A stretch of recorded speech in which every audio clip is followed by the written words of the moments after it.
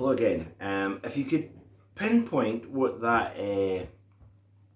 what those licks were from, what song they came from, you will know that it's a track side one, still on Wishbone by the way. Track one, side one on Wishbone Ash's debut album, it's called Wishbone Ash, and the song is called Blind Eye, right? And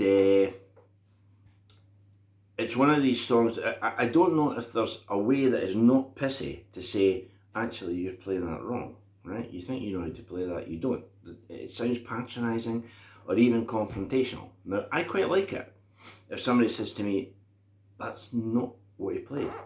And I am notorious, and I'm the world's worst, for learning a song, turning up at rehearsal, playing away, and I'll play a chord wrong. I'll play like a minor chord that's actually a minor seventh.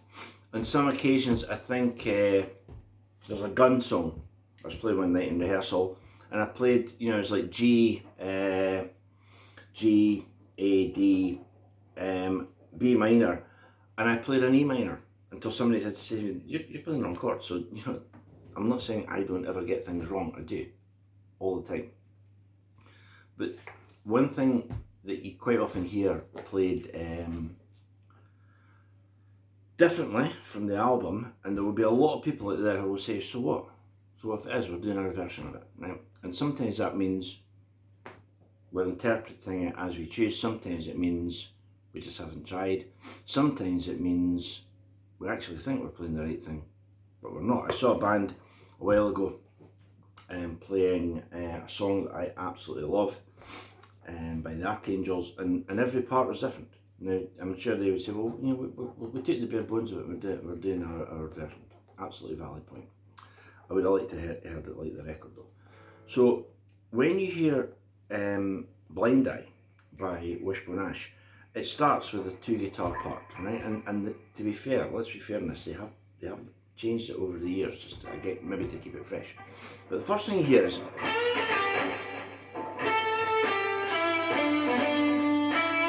1, 2, 3.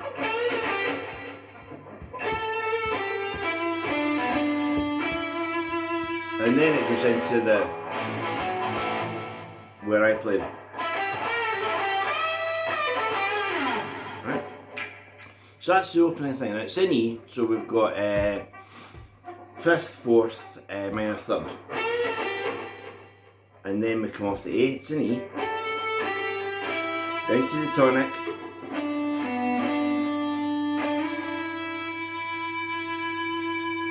right?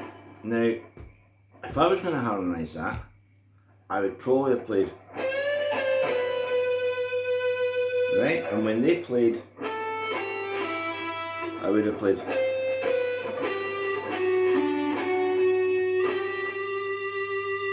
Now, if you can hold one part in your head, 1, 2, 3.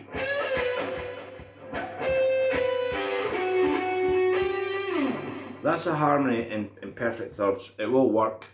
It will sound like harmony guitar. It's not what they played, right? Now, if you want to be a little more on edge and go from the Aeolian mode to the Dorian mode, you get this.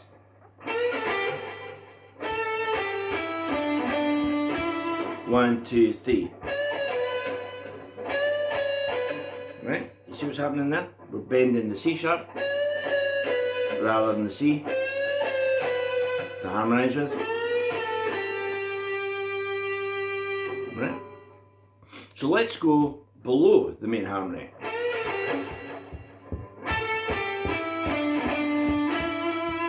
So we've got this B, A, G. How about we went, whoa, that's quite interesting. So hold the first part in your head.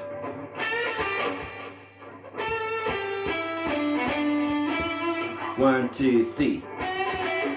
Right? And when you go, we would have to go, which wouldn't sound so good, so we'd probably go like that. But again, we'd get a harmony that would work. There would be no atonal notes, there would be nothing that really fights against each other, and that's not a bad thing. Two notes that fight against each other, the Allmans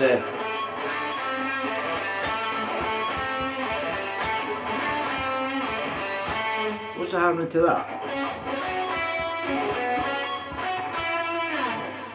Now they're doing what you could categorise as well. They're just taking up 4 frets up and they're playing exactly the same time. Yes, exactly the same thing. Yes, they are, but it sounds great. In the same way that the suite in action when they go.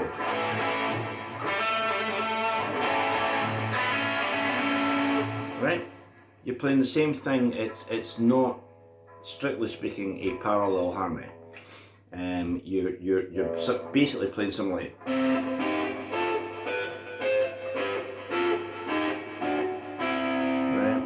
And when you do that, some notes will go out of key. So, you know, if we go harmony. Whoa, starting to fight, right? So the more conventional way to do it is to stay on the same scale. Like, you both stay on the same scale. Now I'll explain later, that's not always how it works, and some of the greatest harmony guitar parts ever have not been like this. But, you know, you stay on the same scale. So if somebody comes in and goes,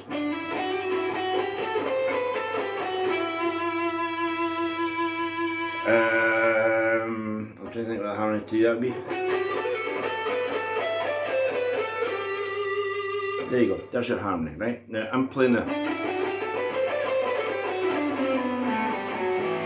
an E minor scale, an E Aeolian scale, so I'm going. Stay in key.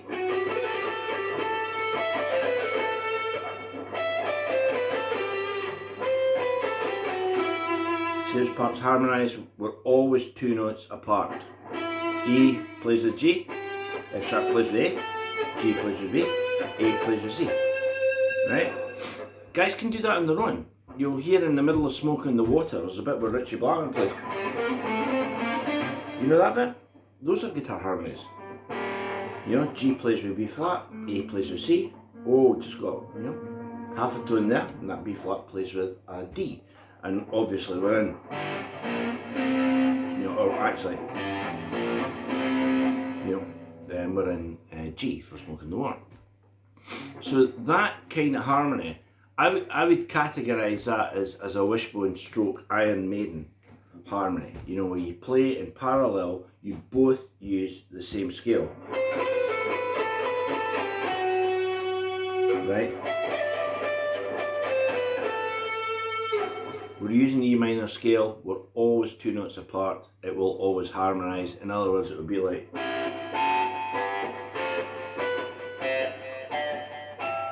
Like that. Eric Johnson plays something very similar at the in E major of Distant Star, where he plays that like that, where he goes to the climatic last note. So that's one way to do it. It's probably the most popular way to do it. That uses an Aeolian scale. If you used a different scale, or if you did that kind of almonds thing,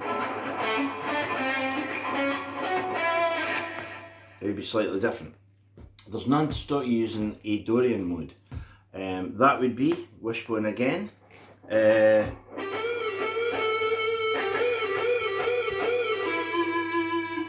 don't harmonise that by going.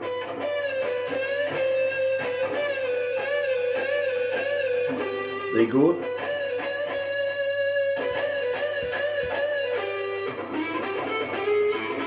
You know? So that's a Dorian mode as opposed to an Aeolian mode, right? So let's finish this off as a part 1 on you know, David's explanation of guitar harmony as much as he knows it. To say 2 points, right? One is, it's very, very hard to play harmony guitar parts with someone you don't get on with, right? Now this may be a spiritual bridge too far for some of you, but if you take the view as I do, that nobody decided one day that's C, that's A flat, that's B. You know, no one decided an E minor chord would be that one. We found those vibrations. And those vibrations, I'm coming over all Russell Brand here, which is not necessarily a bad thing. Those vibrations will give you a spiritual sense of well-being. It makes you feel good. And if you ever have the incredible good luck, you know, to play guitar and play guitar with someone that you have some sort of personal affinity with, and one of you goes and the other one plays, believe me, you will feel a humanitarian sense of well-being. You know, maybe that sounds like a bit of mumbo jumbo to some of you. I don't know. I don't care. I have been in bands, you know, in my time playing music with guys that I didn't get on with, and the guitar harmonies never really worked that well. I spent about 4 or 5 years in a Def Leppard tribute band called Hysteria, and the guys were just fantastic guys. I liked all of them enormously. I got on very well with every guy in the band, and I feel the music was enhanced because of that. Now, ironically, there's not a great deal of twin lead in Leppard's music. Had we been an Iron Maiden tribute band, Colin Higgins, who's a fantastic guitar player, and I would have been playing harmony stuff all the time, or had it been a Wishbone tribute band, we would have been playing twin lead bits all the time. In Leppard, there's not so much. But I feel it's important, if at all possible. You know, you can grit your teeth. You know, I'm sure people have been in bands with me and thought, you know, I cannot stand him, but I'll put up with him to play the music. And I've sort of felt the same. And you know what? That's not a crime. We don't like everyone in the world. You know, it's impossible. You know, some people are going to have opinions that you consider abhorrent, and you will have opinions that they consider abhorrent. So what I'm saying is, try and get in a band with nice people, and definitely try and play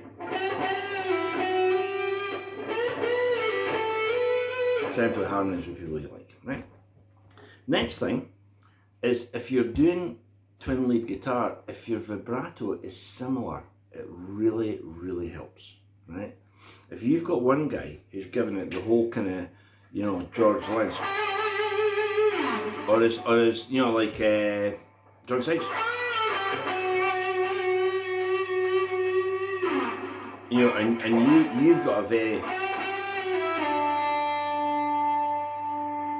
you know, it's a bit understated. It does tend to fight a little, you know. If you've got two guys, obviously I'm playing with myself, so I've got exactly the same vibrato. So you've got two guys where you move around,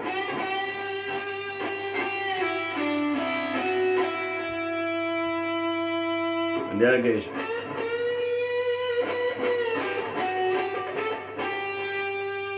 and the phrasing, the articulation, and the vibrato, most importantly, is exactly the same. That will really enhance it. So next time, this is going to be quite a long series of videos on guitar harmony. I'm going to leave you with a question. Right?